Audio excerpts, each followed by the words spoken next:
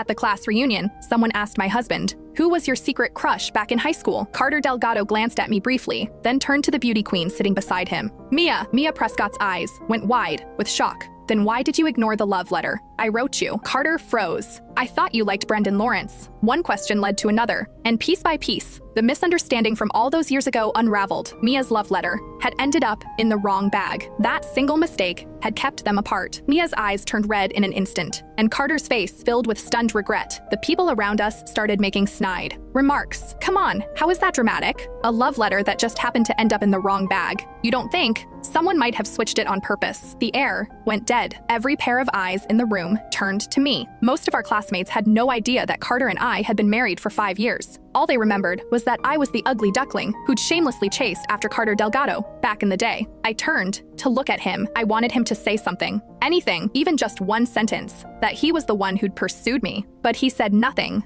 Just like the rest of them, he stared at me with an unreadable expression. In that moment, I slipped the wedding ring off my finger, the one I'd worn for 5 years, and told myself it was over. A few more rounds of drinks passed. Mia ran over to Carter's side, tears streaming down her face like rain on cherry blossoms, and they poured their hearts out to each other. "I can't believe it was all just a misunderstanding. If only I'd written your name at the top of that letter, then you wouldn't have thought that the person I liked was someone else." Carter's gaze was heavy, full of regret. No one could have predicted it, that things would turn out this way. Mia grew more emotional, drinking more than she should have. Carter stayed beside her the entire time, gently patting her back, even handing her a glass of hangover remedy. From start to finish, he never once looked at me. The excited chatter around us swelled. Who would have thought? A crush that fizzled out years ago actually gets a second chance 8 years later. So the Delgado prodigy from our business school really did have a thing for the Prescott beauty queen. If they'd gotten together back then, their kid would probably be in preschool by now. Then someone else chimed in, voice dripping with spite. "Exactly. If certain people hadn't thrown themselves at Carter so shamelessly, maybe those two wouldn't have spent all these years apart." Their gazes drifted toward me, one by one, not quite direct but impossible to miss. I clenched my fists, pressed my lips together, and said nothing. The whispers continued. Then, one of the more outgoing classmates slid into the seat beside me,